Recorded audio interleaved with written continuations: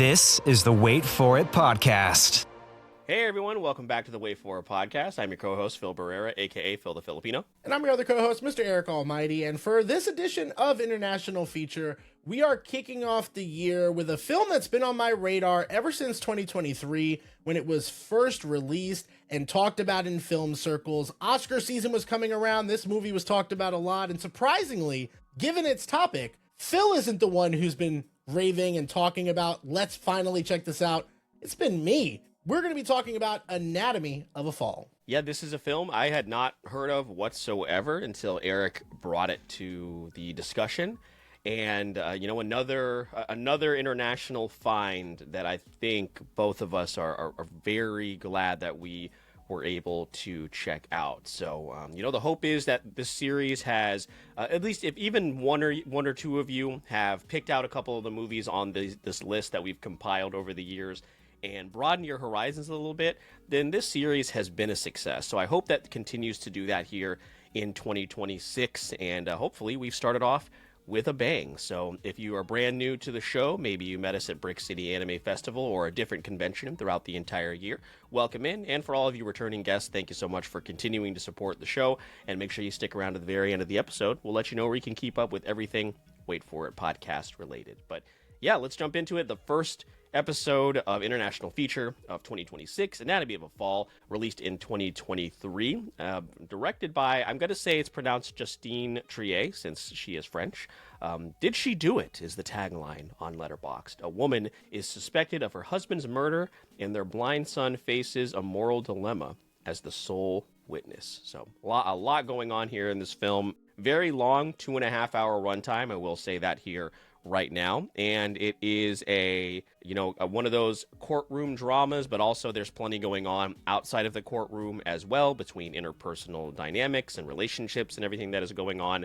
But if you are a fan of those type of dramas, like the courtroom drama, I do think you'll find yourself right at home with what's going on. And also, Eric, a little bit of an eye-opening experience to see how the French court system works as well, with some wild outfits and making their witnesses stand for hours on end. That's kind of crazy to me too. But really, really interesting film overall. So Eric, do you want to start off by giving us an idea of how you came about this film? And I know you did tease some Oscar drama as well. I don't know if you want to talk about that right now or at the end of the episode. Up to you. Well, yeah, it's interesting what's going on with French films in the past couple of years, because the drama before Emilia Perez was Anatomy of a Fall. Anatomy of a Fall did not get a nomination for Best International Film in that year of the Oscars. It did win, was nominated and won for Best Screenplay, and it was nominated, it was a category nomination in multiple different areas. Best Director, Best Picture, Best Actress,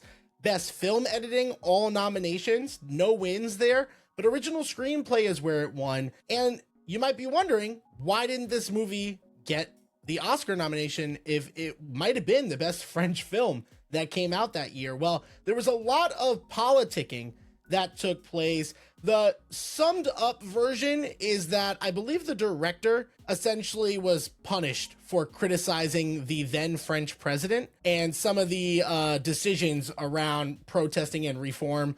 And this was during the acceptance speech at the Cannes Film Festival, I believe, in 2023. The other part, and this is kind of the bullshit excuse, is that there's a lot of English in this film. The film that was nominated, I believe, is 100% French. So you could tell out of those two options which one probably affected the movie. Now, that doesn't explain why then the following year, you have a great film like The Count of Monte Cristo coming out in France, but instead they nominate, and I guess, fuck me, what do I know, because it got record-breaking nominations. They nominated Emilia Perez instead. France right now, not on, not the way that Brazil is moving in like a positive direction with us, where we're like really interested in that scene. I'm interested in the French scene, but I'm kind of getting pissy about the Academy and the award stuff around the films that I'm starting to love there. If you gave me 3 guesses as to what happened, political would probably be the first guess. So that makes a ton of sense. It's also, incredibly frustrating, especially after, again, watching this film. Now, again, we didn't watch the movie that I was probably nominated in its place. Which film would that have been, Eric? From this was 2024 or 23? In 2023, but this Oscars took place in 2024, I believe. Okay. This film that was chosen over it was called The Taste of Things. The Taste of Things. Okay. Which I had not heard of, and I'm sure was really good, but yeah, not one that I had heard about. Got it. Okay. Yeah, well, that makes a lot of sense. When it comes to these films and when it gets into the political side of things, that's why not just Hollywood in general, but like just filmmaking in general can be a very, very tricky thing to navigate. So, that is a real bummer. Well, let's start with our takeaways here for this film. Eric, I will actually let you also go first here because you did recommend this film. I want to know what your beginning thoughts are when it comes to this. There's plenty to talk about. I think maybe we have to talk about spoilers towards the end of the episode, so we'll give you that warning before we go into it, because I want to talk about how we feel about what actually happened here as far as the inciting incident of this film. So yeah, I want to throw it to you first. What are some of your takeaways here for the movie? So takeaway number one, Anatomy of a Fall is probably not what you think it is based off the trailer and on the surface. You see a movie like this with a premise like this, where the husband is dead, the wife is the prime suspect, the son is the sole witness, right? You're thinking you're going to have a large mystery unfold. There's going to be a lot of revelations. And while that kind of happens in a way, the main thing that I would use to describe the way this movie kind of unfolds is imagine a wine glass falling to the ground, but instead of shattering, it has a large crack. And you know that this large crack inevitably is going to make irreparable damage. It's starting to form little cracks that are slowly but surely destroying the rest of the glass. And you're just sitting there watching the glass break, and then it shatters after about 2.5 hours. That's watching Anatomy of a Fall in a nutshell. It is a super, super slow burn, with most of this happening around the court drama that's going on. And Phil, we've made fun of movies that type of aspect didn't work. When we went to go see Shin Godzilla, we didn't expect to see a lot of press conference rooms in that movie, and that was the running joke for that. For this one, it's a little bit more fitting, but at first you're kind of like, oh, is this everything? I've got to say my first takeaway, Phil, is the fact that this movie can take this process of a slow burn and do it in such a masterful way, from the dialogue to the performances. All across the board, I was seated for the full 2.5 hours, looking at my watch only to see, not that the runtime was going to be too much longer and I was bored, but to be like, holy shit, I learned all about these people's lives and there's still time left in this. Like, where else are we going to go? Like, what is happening here? I get the appeal now of people watching real life trials and keeping up with the news of that. Like, I never really fully understood that until I saw this film. And I think it's a remarkable thing that this movie accomplished, considering that on the surface, I feel like this was a movie not meant for me. Oh boy, it's meant for me. Yeah, that's a great point, because yeah, you're very right. I'm the true crime person between the two of us. I am always very much enthralled by what's happening in the courtroom. I don't watch a lot of videos like on YouTube, as far as I don't dive into that in terms of what's going on in the court, but a lot of the podcasts that I listen to, of course, go right through the entire trial process, and it's always so fascinating. And it can, if done incorrectly, it can come off as kind of campy or unrealistic and just all done for show, and that's not what happens here. They apparently really spoke with quite a few different real life prosecutors and defense attorneys and made sure that they got the overall feel of the courtroom correct. And again, I haven't watched any live French trials, but if this is what they are like, then that it would be very easy for an American audience to pick that up and be enthralled right away. So yes, that's why I mentioned in the very beginning, people are going to be turned off by the 2.5 hour runtime. It doesn't feel like 2.5 hours. I'll be honest with you. There's always something going on. And while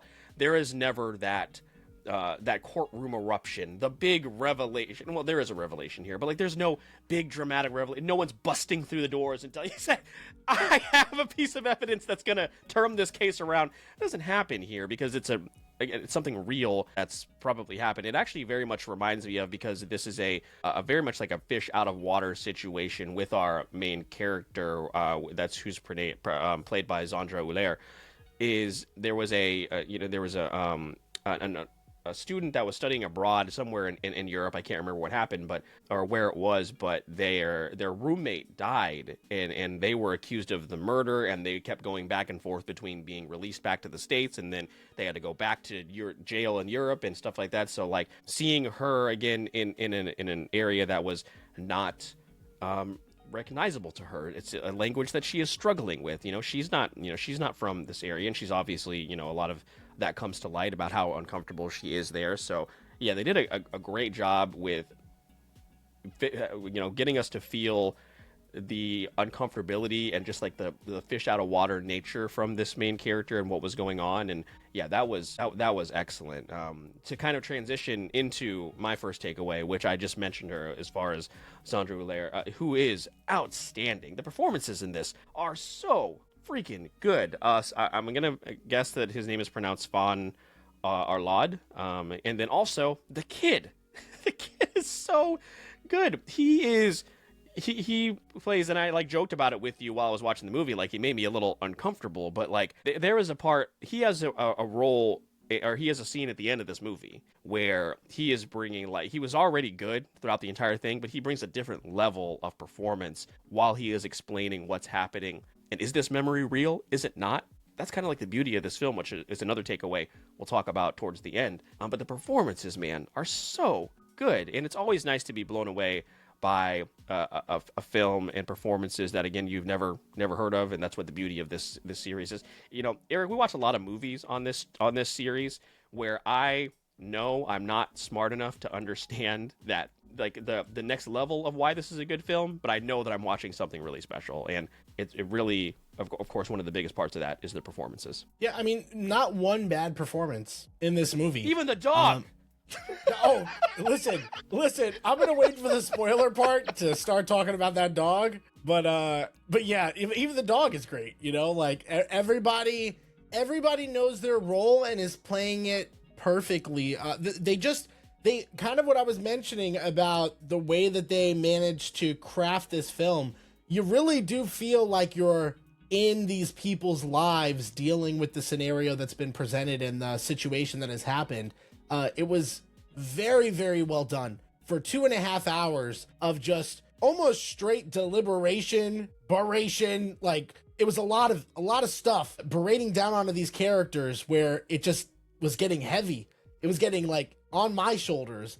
And you could only imagine if this was a real situation. And I'm sure there's been so many situations like this, that it's just kind of crazy to think about in this setting. Although, I don't know, with the French courtroom stuff, like, they were basically having conversations. I'm more used to the American law. Yeah, like they're just talking. Like, that was crazy to see. Like, come up to the stand.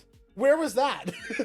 there was like a stand in the middle, but including the defendant, right, they would just all chat. And that's crazy. Yeah, that was really eye-opening to see again. Like I said, like the legal system and how everything worked around there, and like the person that's on trial can be asked a question at any given time. It's like, what the hell is happening here? And then also you have to talk in French, her third language. That's crazy. And then luckily, I mean, and then seeing the person, the translator there also was crazy. And shout out to prosecutor French Mikey Day as well. That guy was that guy was going for the kill. I was like, is that Mikey Day?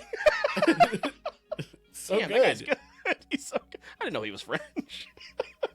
Yeah, he was bringing it, man. And again, that's why, like, when it comes to the actual trial of it here in the States, that's one of the reasons why that stuff is so enthralling, is because, like, you want to see that chess match between two really good attorneys. Like, that is why people really, really love that whole process. So yeah, Eric, those are our first takeaways. What's your next one? It kind of really neatly goes into everything we're talking about here, right in the middle of everything that I was feeling about this movie, and it's the story of truth that this movie is aiming to accomplish here, and I think does accomplish, at least inherently. Like, it's trying to give you one version of the truth or multiple versions of the truth. And it even like tells you in your face, like with the defense lawyer starting to ask questions and starting to have that conversation of, listen, it's like, it's not about what's true. It's about what you can prove. And I love that there's even, a little bit of that, like, I don't know if I believe you,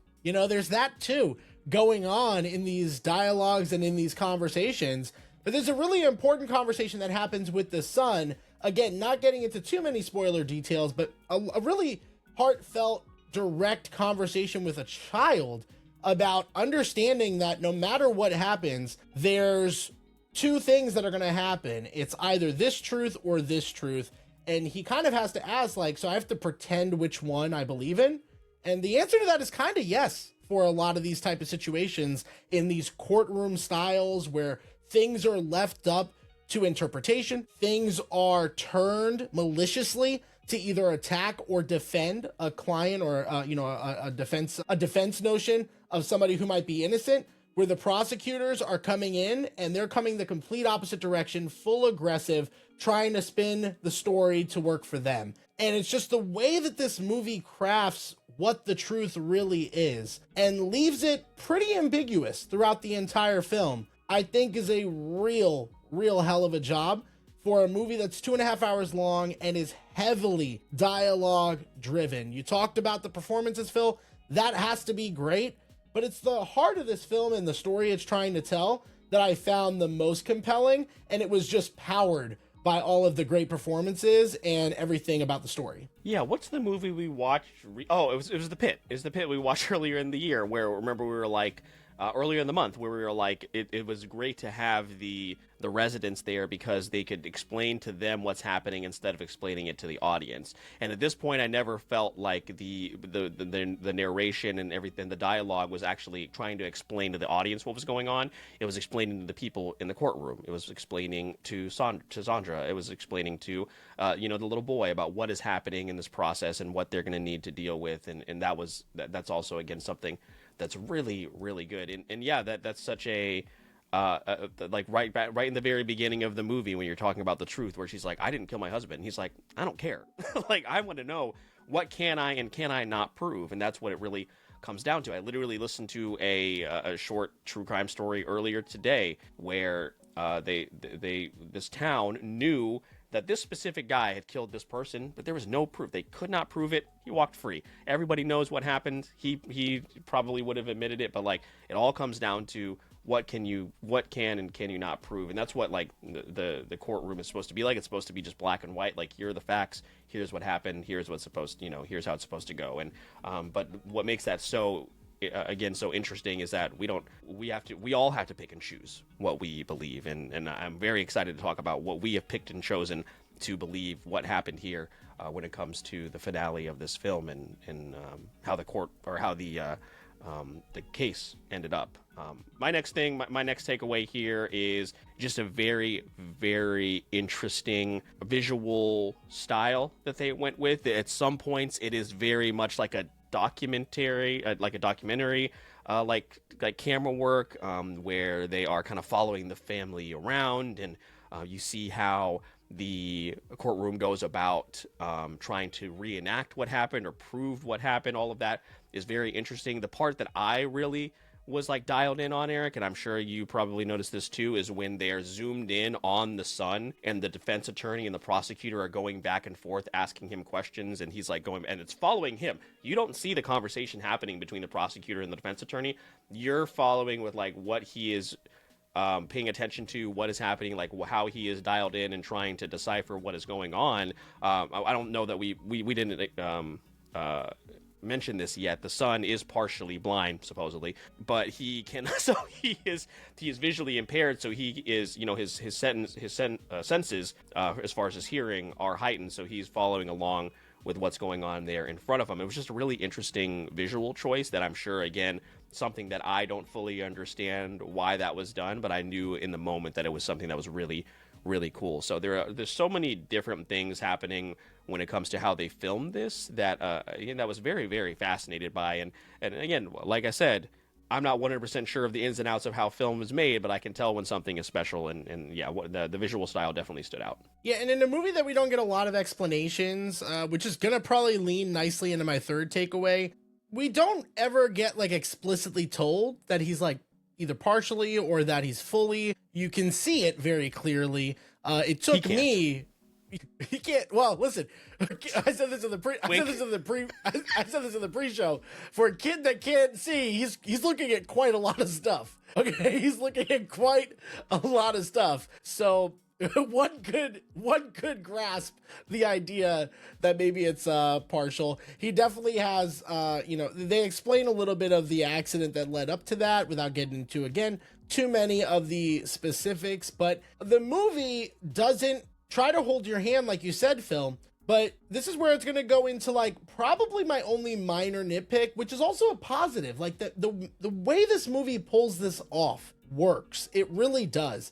But this is where I can start to see that people, in addition to the runtime, this movie leaves so much up to interpretation and leaves so much on the cutting room floor of what you are probably used to seeing in like a standard mystery or thriller like this. You're not going to get a lot of answers. You might get one or two. You might get the big answer. Did she do it? Right? Whatever it is, it's not enough. There's like, out of the whole 100% story, I still feel, Phil, like we're only like 50-60% of the way there. And that might be gracious on what we actually learn about what happened, about the lead up to it during the trial. Like there's so much time stuff going on that's not explained or dived into that, I mean, that's realistic a little bit, because we don't get to always see inside the minds of the prosecutors and the defendants. Like we don't get to see all of that on each side, the accuser and the accused. Like that's real life, and it kind of paints that same picture. I ultimately fell for that model and I really enjoyed the movie, but I could see, and this is where my grade slightly affected and maybe my biggest nitpick, is that for a movie this long, we don't get nearly the amount of revelations you think you would. And sure, am I wanting maybe a little bit more drama? Maybe not out of this film, but I could see that being the case for others who are trying to go through this slow burn and hoping for that, to go a completely different direction in genre, or in the same genre, but a different type of movie, like a complete Knives Out way of explaining stuff where stuff's happening all at the end. This movie doesn't have that, and I could see that being a turnoff for many. And in some ways, it's reflected in my score, but not enough to say anything less but amazing things, and a really high score waiting on the other end for this film. Right. Yeah, that's something I also did notate, is like the kind of like ambiguity of it. You know what I mean? Like that could be for people that, especially for watching a film that's so long, people may want that resolution. But also at the same time, like anybody seeking this movie out is going to be very intentional about it. Again, we're here to tell you to broaden your horizons a little bit and try something new. So we definitely are here to tell you that the ride, the journey is worth the ride and the destination. But again, some people that are used to, again, finding that like cut and dry, like the last movie that we watched that was a courtroom drama, Eric, was what, Juror 19, whatever it was called, the movie from 2024. From a couple of years ago, like that's. I think I didn't even see that. Oh, so you didn't watch it? I could have sworn you saw it. I think you and Philin saw it. I could have sworn you watched it. So like, yeah, it was on my to-do list. I just never got to it. Yeah, so that's like a really over dramatized situation when it comes to the courtroom. So that if you're expecting something like that, that's not what happens here. You brought up Knives Out. This is not Knives Out. You watch those two movies for totally different reasons, both equally incredible. But I will say. But yes, that may be a turnoff for some people. I think whenever the open-ended ending is done correctly, which I do think it is done here, it can be very, very effective. Like one of our favorites is like Inception. You know what I mean? Like something like that. It can be done. It's just very tricky, but it is also a little risky to do when it's a 2.5-hour film in certain cases. But again, this is tailored towards a very specific audience. I'm sure they didn't make this film intending to send it to theaters over the summer and make a ton of money. You know what I mean? That's not what is happening here. So I think that is, definitely a good point. But hopefully the people that do seek this out are very intentional. My last takeaway here, Eric, that I want to talk about, and then we'll discuss the ending and some of the other spoiler things that we want to talk about. I actually wanted to get your opinion on this, because some of the videos that I watched here brought up, one of the things that's very, very apparent, or brought up quite a bit here, is the exploration of relationships. The perception of who in the family is going to sacrifice, or who gets to, take the lead a little bit. There's a lot of dynamics going on here, and one of the movies that was brought up is Marriage Story, and of course that's one of your favorite films of all time. There's a very, very intense scene where we see part of what's happening, and then when it comes down to a specific struggle, it's all left up to the imagination. I love that. I love that they cut that and made us just listen to it and kind of decipher, because again, it's part of the mystery. It's part of what's happening. So I want to kind of get your idea of like this film's exploration of those dynamics, of the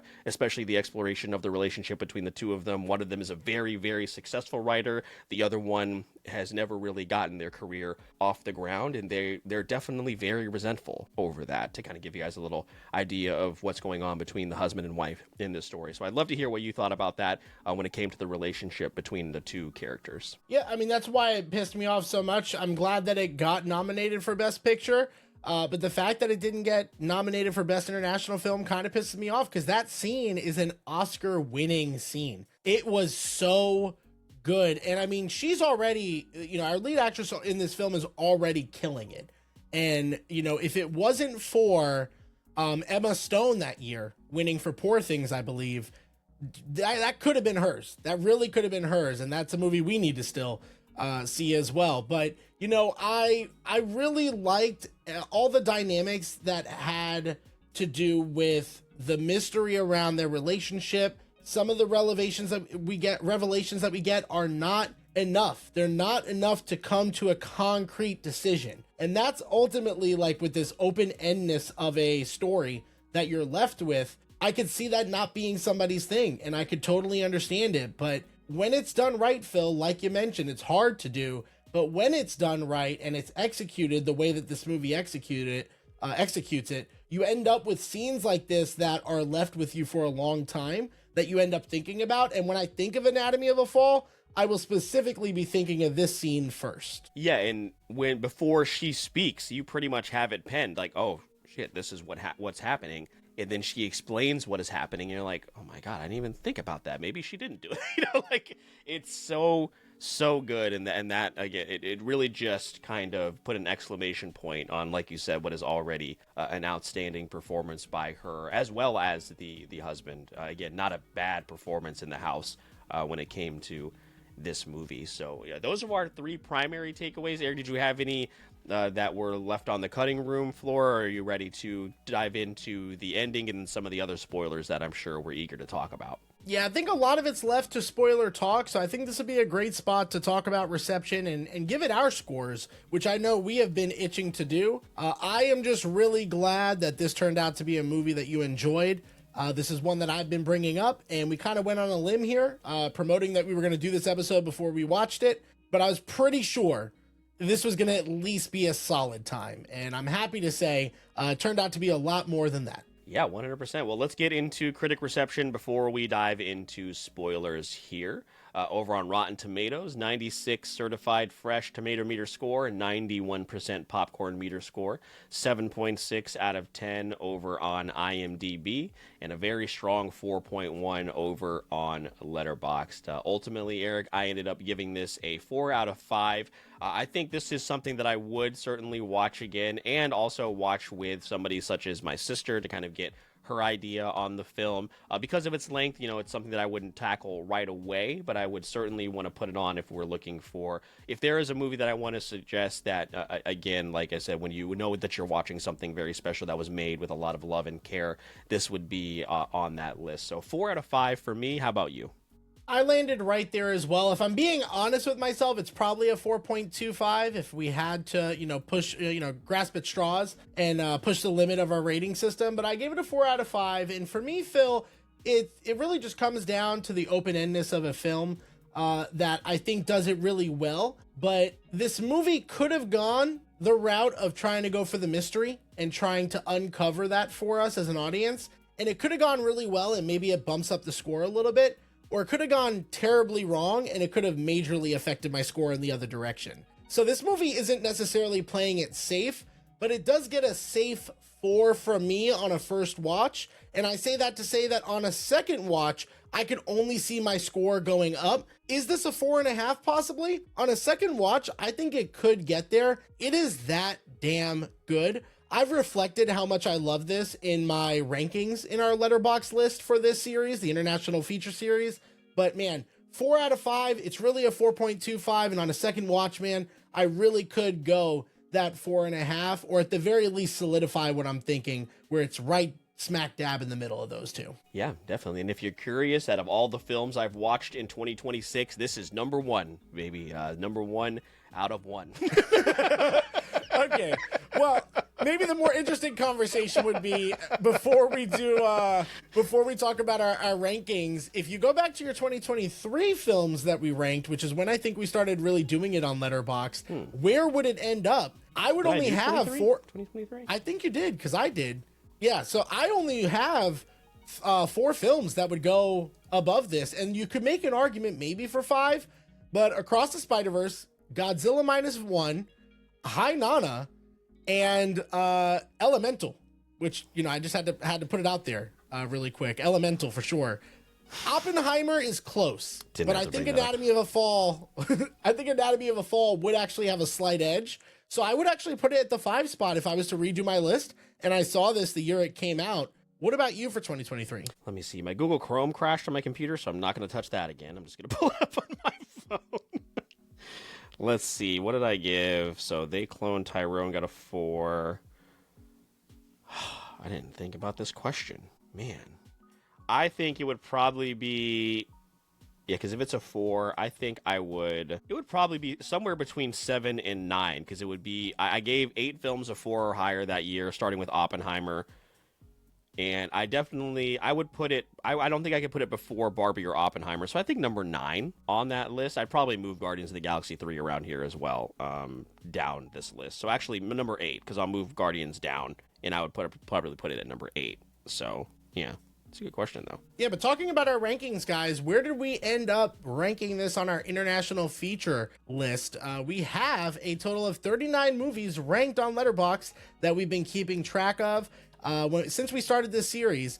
And for me, Phil, it is ranked 9. It is actually not only a 4 out of 5, but it is the highest 4 out of 5 that I have listed here, above films like Ultraman Rising, Children of Men, Past Lives, but under films like Oldboy, Hi Nana, and K-Pop Demon Hunters. So that is where it falls in my list, with the potential, again, of a rewatch, if I ever get to that, of getting up higher on that list. Where did it land for you? Yeah, mine is, I don't want to say much lower, but it's definitely in the next tier. It's still amongst a bunch of other 4s, so I have it at number 16.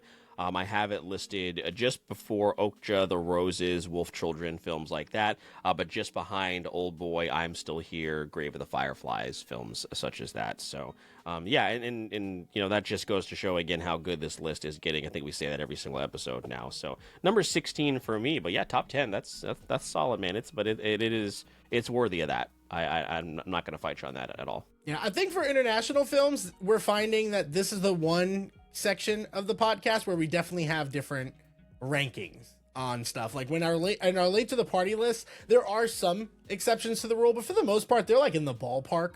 But there'll be stuff like this where like Anatomy of Fall is out of your top 15, but it's in my top 10, or Rye Lane is in my top 5 and you have it at 22, even though you like that movie. That's totally acceptable. But yeah, it just, again, kind of speaks to international films and the different viewing experience that it's giving us. Just, again, another great addition, and I'm glad that we both ended up enjoying this one. But we are going to be getting into spoilers now. There's a little bit left to talk about when it comes to Anatomy of a Fall. Phil, this is warning time for the audience. And do you have a initial question you want to start off with? Yeah, I guess the biggest question, which is the tagline of the movie. We got to start with the biggest one: is did she do it? I went back and forth on this quite a bit, and honestly, I think the person that convinced me the most is the woman who came out with the little house and explained how difficult it would have been for her to reach over the edge and, you know, whack him with whatever it is that she whacked him with as he is already falling backwards. Also, we didn't even, damn it, I'm so mad we didn't bring this up in the non-spoiler section, but shout out to 50 Cent and PIMP for making it crazy. Holy shit, we didn't even bring that up. The fact that movie starts with, like, within I was minutes like, with... am I watching the wrong movie? I was like, why is it still going on? And then they kept replaying it throughout the movie. Shout out. Yeah, PIMP playing through this movie. But honestly, I'm kind of glad we didn't bring it up because, like, I really feel like that maybe was so... people need to find out on their own. It was off-putting. Yeah, it was. It really worked well in that way. It should be mentioned for anybody that did stick around just because they wanted to hear the discussion. She is acquitted in the end after a questionable testimony from her son, recalling a moment with his father that is a real memory. Maybe. Is it not? Was it made up? We don't really know. But we definitely hear it only from his perspective and his perspective alone. So, Phil, I got to get this off my chest now. Beginning of that movie, I called it. That fucking dog did it, man. That dog killed him, man. I've never been more sure about anything in my fucking life. That dog killed him. I don't think so. That dog pushed him off the ledge, man. He's sad. We all feel sad. He's sad. We all feel sad. And he's leaning over the edge. Dog tries to give him a hug. Dead. Okay, Dude. he doesn't have any thumbs, Eric. How did he grab the item that He's the heavy item. He's a dog. He's pretty big.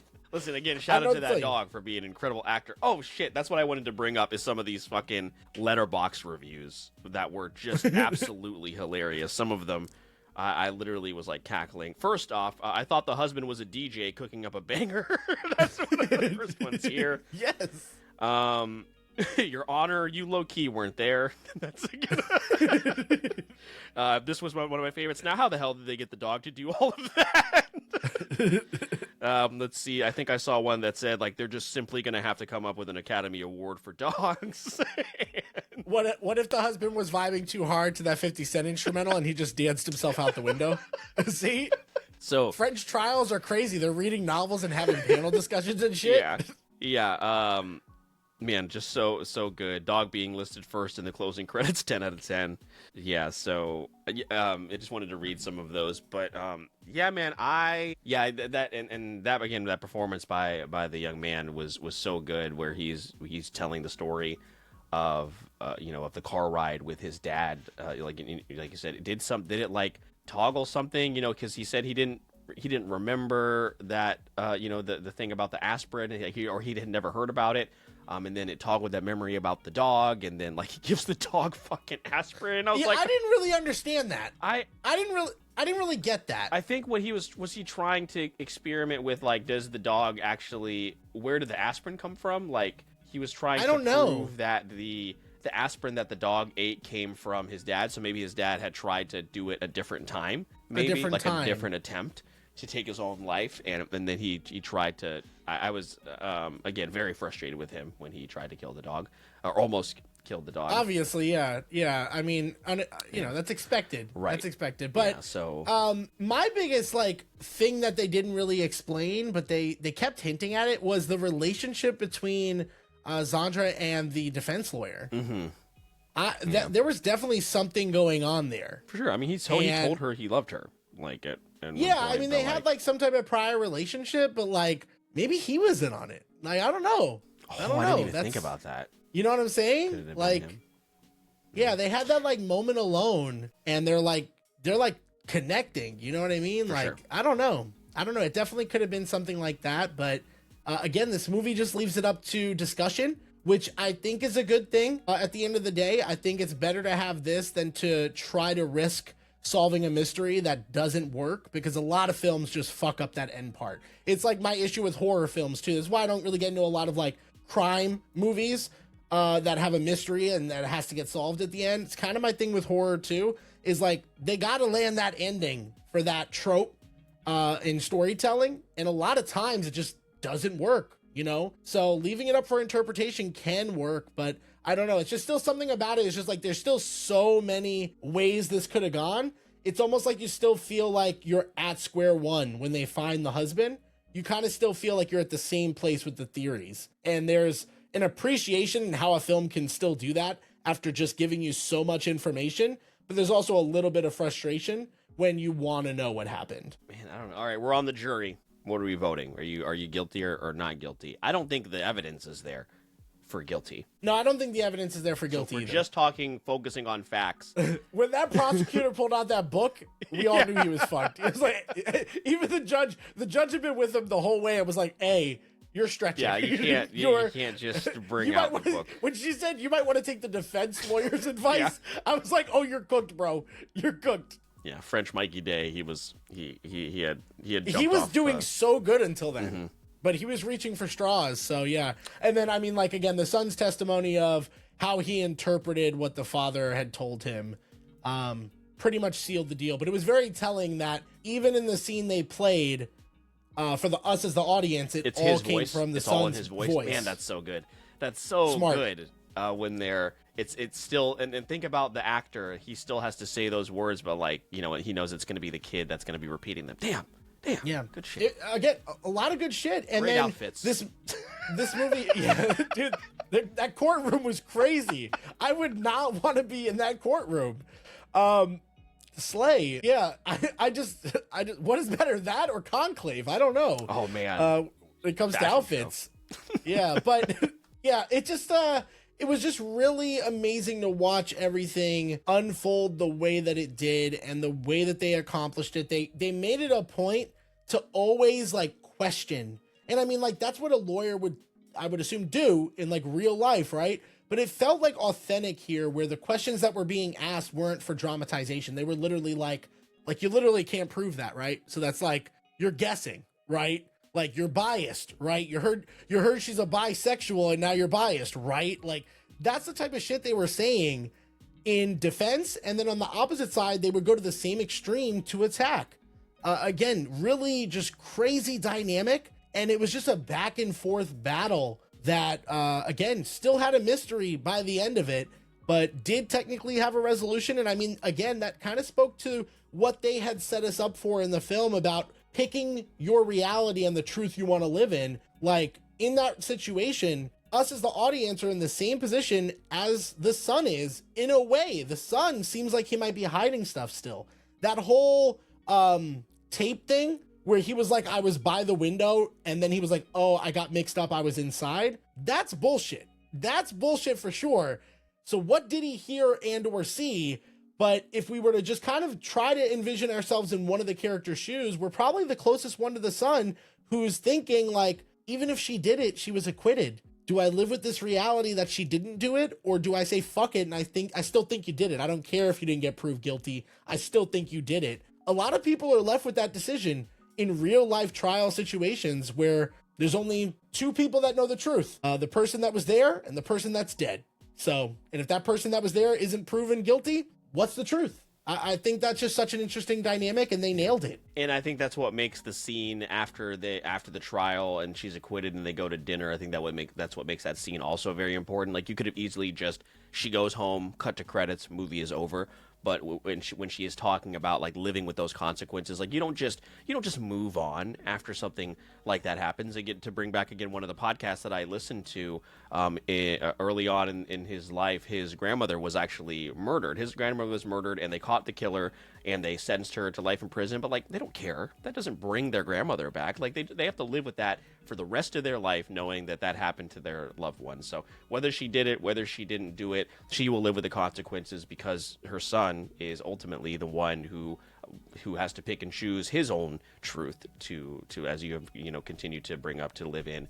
And that is just something that is going to be with them forever. Years down the road, is this going to manifest itself? And that's where an ending like this can work. An ambiguous ending can work so well, as you just start to think about what are their lives like going forward now. You know what I mean? I know one thing, that next book is going to be fucking fire. you know for damn sure she's writing a book about it. It's called Anatomy of the Fall. Anatomy of a Fall. That would have been crazy if that's how it ended. It was like her She on like a closes the book tour. Oh, she's like a book tour. She's like signing it. Oh, that would have been crazy. That would have been a crazy ending. I would have bumped it to a 4.5. I will say it probably would have been like, I probably would have laughed because that's how Argyle ends. Oh, is it? It's a book tour. It would have worked like, for this one. This is Argyle. Dude, I'm still reading letterbox reviews that like fit this conversation. One person gave it 5 stars, said the director said cut, but Zandra heard cunt and went with it. And then there's somebody who's like, I don't know if you mentioned this one. I want to see Samuel's Spotify playlist. And somebody in another comment was like, chill beats to kill yourself. It's crazy. Dude, That's crazy getting letterbox likes is a artwork. Like, is an art form. I have not mastered the one sentence review yet. That's something I'll tackle in 2026. Yeah, So it's absolutely insane. But this is a movie, Phil, that like when we talk about international films, regardless of where we ranked it, I think because of how we scored it, this is a movie we're going to talk about very highly when we talk about the international feature series, and when people are bringing up international movies. This is one that's going to definitely come up quite a lot in film circles for me. I think it was just so well executed, so well done.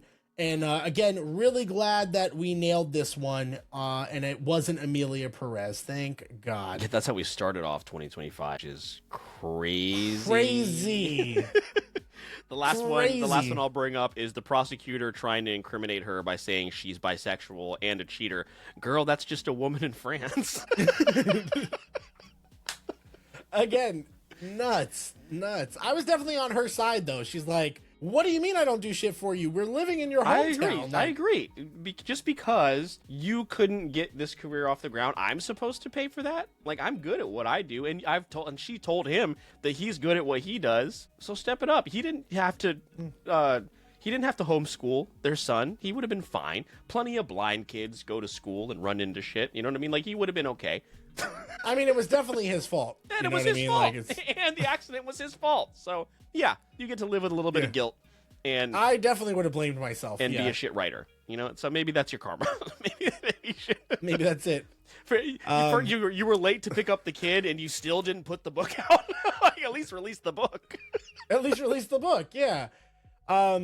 Yeah, and then the fact that she took the core of it and used it, and then he's envious. Like, again, there was a lot there. Then there was all like the extramarital stuff that kind of came to light and all that. Like, that was crazy. There was like, it's just so uncomfortable to unfold the layers of a relationship and still not see the center. Know that there's still a lot to dig through, but just like the unfolding of some of those outer layers is just like uncomfortable. Like, especially like at that point, the movie has sat you in the seats of the fucking jury. Like, you're in the audience of the actual courtroom, of the drama, of the situation, and you're just peeling layer by layer, and it's just like fucking nails on a chalkboard, dude. It was so uncomfortable, but riveting to watch. This isn't the point of what you're saying, but all I can think of is whenever you're talking about the layers. Remember in that terrible movie, The Watch, with Vince Vaughn? He's like, he has the Russian nesting doll. He's like, guys, there's another doll in here. He's like, hold on, let me just... You're kidding me.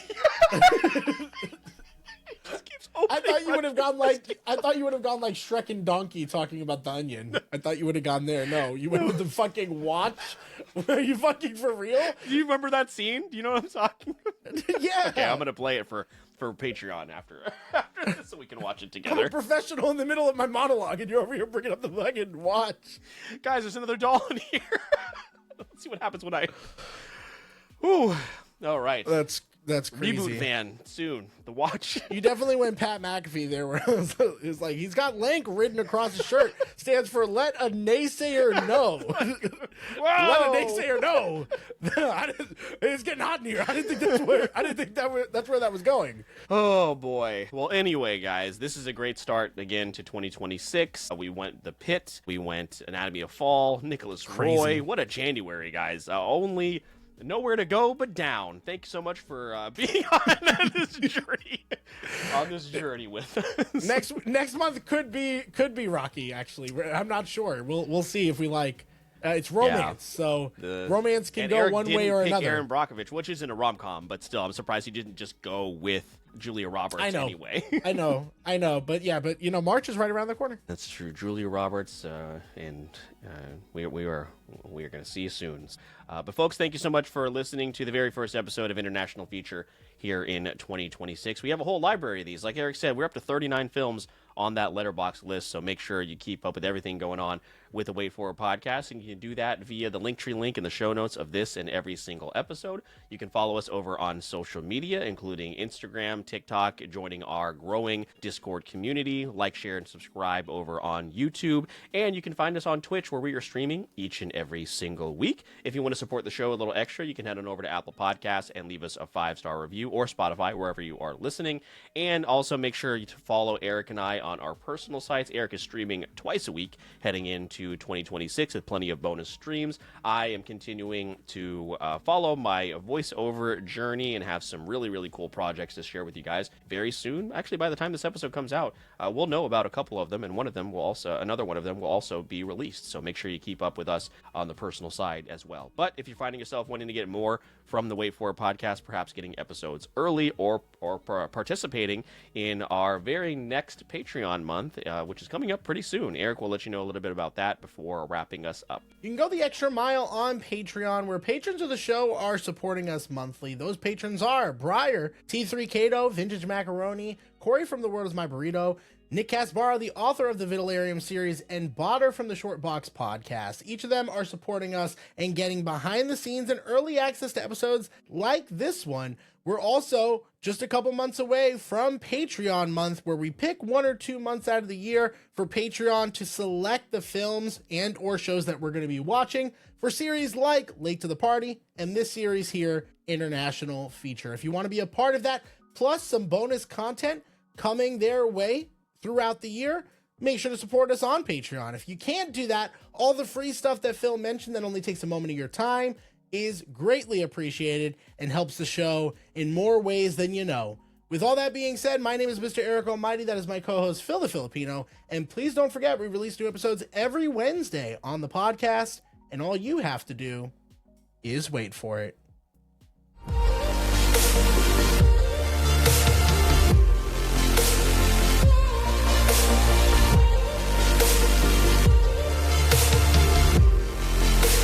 This is the Wait For It podcast.